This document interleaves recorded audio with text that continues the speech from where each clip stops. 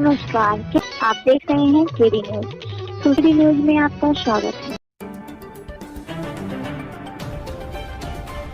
सोमवार से शुरू हुए संसद के विशेष सत्र के पहले दिन ही बैठक संसद की पुरानी इमारत में हुई। अगले दिन यानी मंगलवार से नए संसद में संसद की कार्यवाही चलेगी।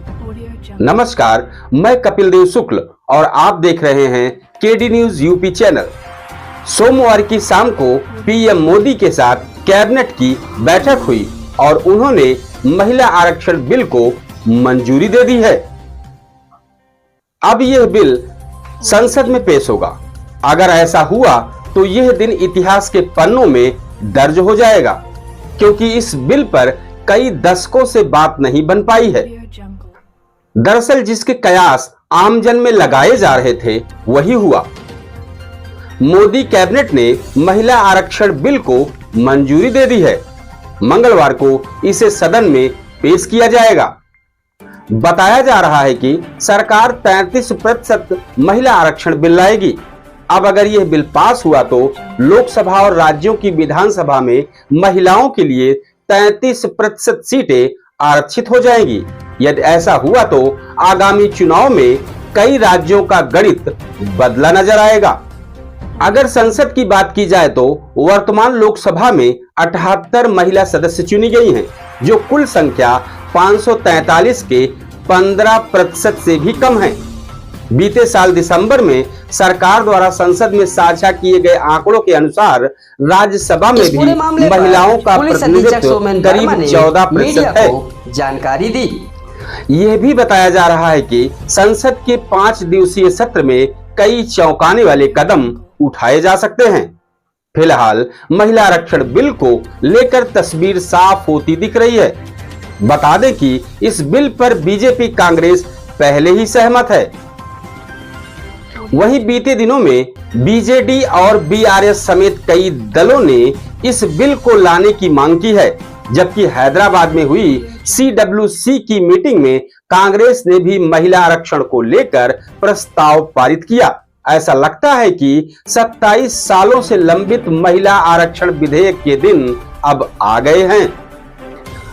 केंद्रीय कैबिनेट में महिला आरक्षण विधेयक को मंजूरी मिलने के बाद अब यह लोकसभा में पेश होगा।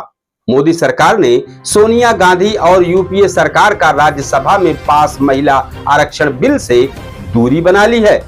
ऐसा माना जा रहा है कि सरकार सोनिया गांधी या कांग्रेस को श्रेय नहीं देना चाहती है।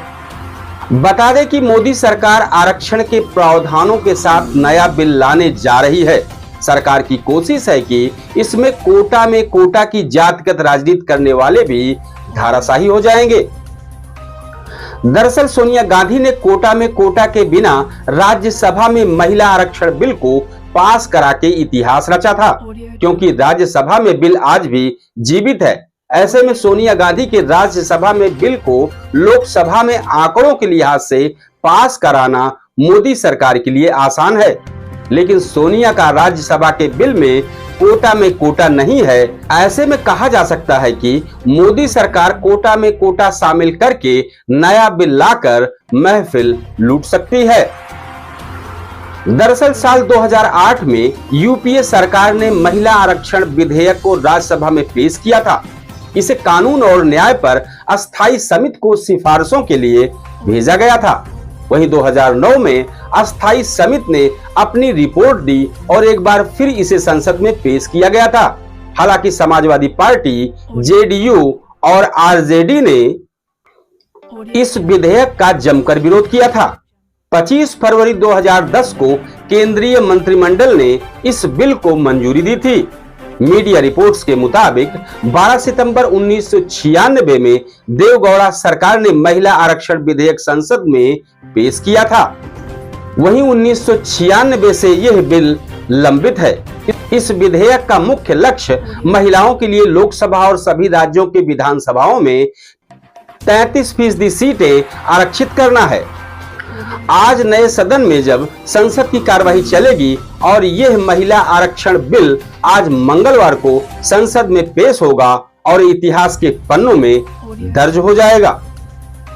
इस तरह की सनसनीखेज खबरों के लिए KD news UP channel subscribe करें।